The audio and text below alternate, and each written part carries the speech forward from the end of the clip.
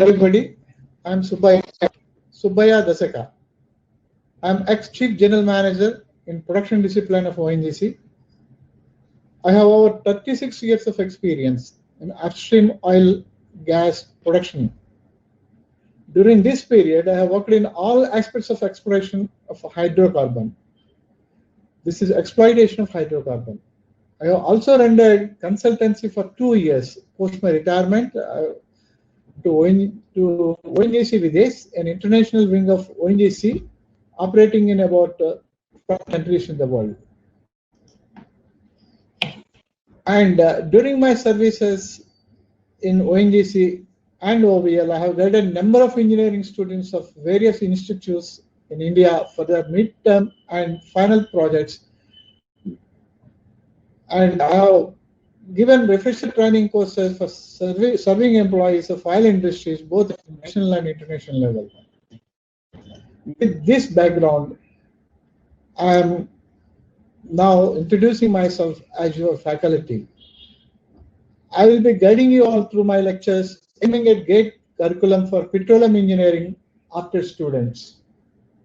I wish to connect with you all with my experience on the subject matter apart from theory. Hope you will be benefited and secure good scoring in GATE examination. During this lectures and your course with the institute, you will be provided with certain books. These books are Petroleum Production System by Academics and Hill, Petroleum Production Operations, Elvisair, Surface Production Operation, Production Technology, Harriet and Watt. These books will be provided by the institute to you. And what I will be covering in this course is about well equipment, well completion and techniques, well production problems and mitigation, well servicing and workover operations, completion fluids, formation damage, well stimulation techniques, artificial lift techniques, field processing of oil and gas, storage and transportation of petroleum and petroleum products, metering and measurement of oil and gas,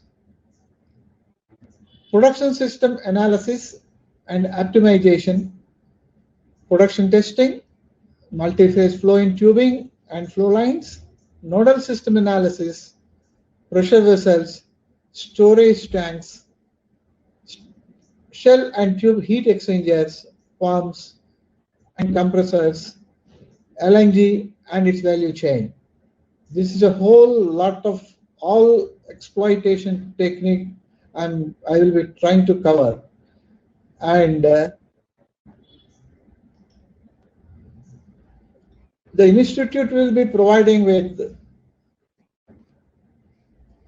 production engineering related book which has 18 chapters and about 800 multi-choice questions.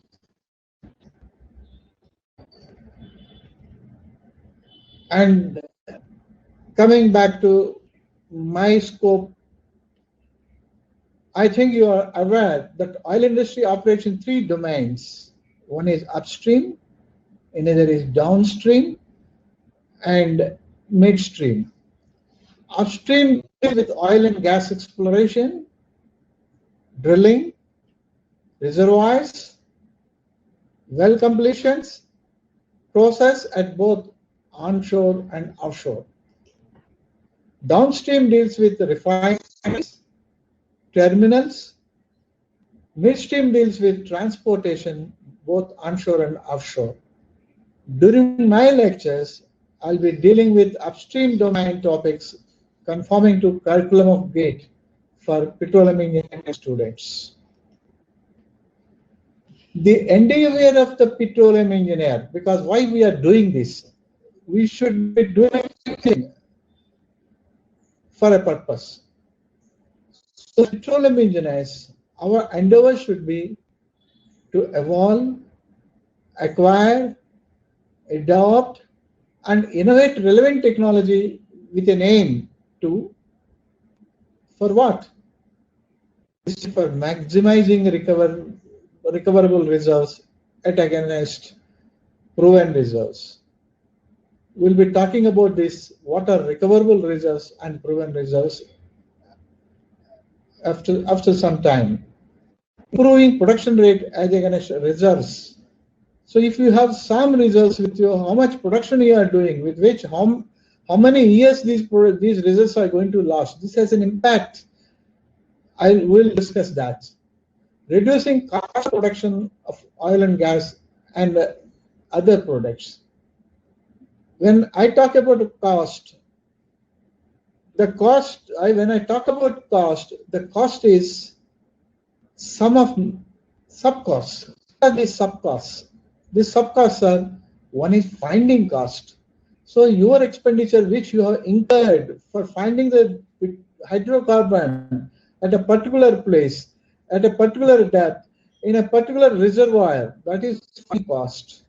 And lifting cost, after finding it, you will be incurring some cost. That cost is, you will have to make logistics support, you have to acquire land, take lease, or you may have to buy land, and you'll have to deploy rigs which are suitable rigs depending upon the location, whether it is offshore or onshore, and you'll have to drill the well, case the well, complete the well, connect the well. After that only the formation fluids. Here the formation fluids are either oil or gas. That will be coming to the surface. Sometimes come by themselves, sometimes you'll have to lift them by adopting certain techniques which we call them artificial lift technology. This is all summing up to the lifting cost. And after that, this will be taken to the nearby processing stations for the purpose of weighing the crude suitable for refinery operations. This processing involves separation of the constituent components. If it is oil, there will always be some amount of associated gas with it, and if it is gas, it will be associated with some liquid which we call that condensate.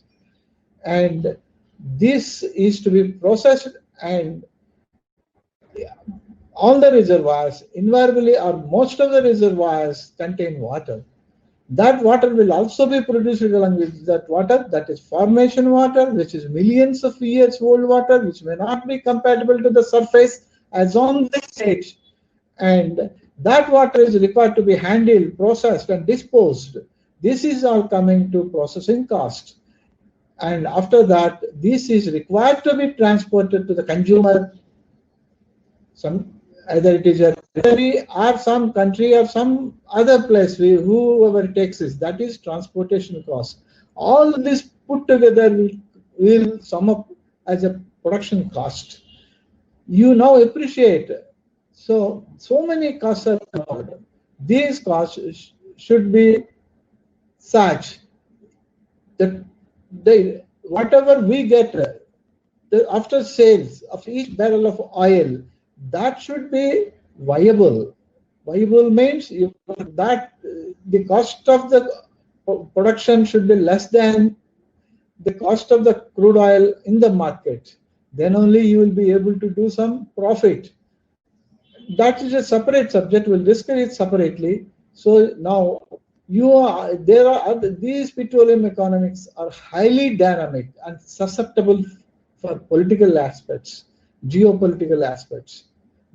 So this calls for thorough understanding of related subjects from fundamentals. Unless we understand subject from the fundamentals, we will not appreciate why we are doing it. In case of something, what we should be doing for improving that and for controlling the cost. So any technology without the cost knowledge, cost education, it is not complete by its nature. So it is a technique. It's a financially viable technology we should adopt. I'm doing this let us understand, before going to the technical subjects which are in my scope, we all require to refresh our understanding of quantity and qualitative aspects of the hydrocarbon. This is definitely an insight where we should have, because the quantity of crude oil and the quality of crude oil will fetch the revenue to the company. So quantity aspects are about related to reserves. What are reserves? Reserves are hydrocarbon reserves. What are hydrocarbons? Oil and gas put together are hydrocarbons, natural gas. So how do we know how many reserves are there? So our geoscientists go about and find out the places where the congenial structures are there, and they do a geophysical survey and come to the conclusion that they may contain hydrocarbons. After that, the exploratory activity is initiated by deploying rigs. On deployment, the initial shape of the reservoir and the volume of the reservoir is known. After knowing the oil volume of the reservoir, we will be knowing about original oil in place. This is in million metric tons, which is oil and oil equivalent of gas. 1 cubic meter of oil is approximately, in energy terms, is equal to 1,000 cubic meters of natural gas. It may vary depending upon the calorific value of the gas at a particular place, but this is how it is calculated. This is in the million metric tons, and how that is done is they know the total volume of the reservoir. After knowing that, while drilling, they take the cores, actual sample of the rock there at that particular reservoir, and they conduct the physical experiments on that.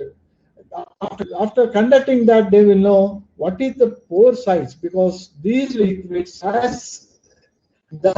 in the pores of the reservoir, like in our water wells. So what is the total pore volume, which is called porosity, which is termed in percentage, the total pore volume, how much it is. And after knowing the total pore volume, other things like the rheology of the crude oil and the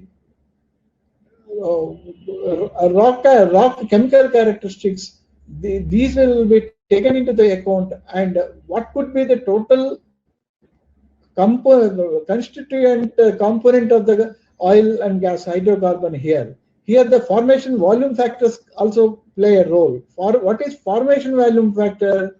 The formation volume factor is a factor because it is deep under the ground. So at that place, they are subjected to the pressure. So these fluids, especially gas and to some extent oil, are compressible. At that compressed state, what is the volume? When it comes to the surface, they get expanded. And what could be the volume after expansion? So what is the compression? What is that volume in the reservoir? These factors will be taken into account. And what is initial oil in place? This is a probable. After that, after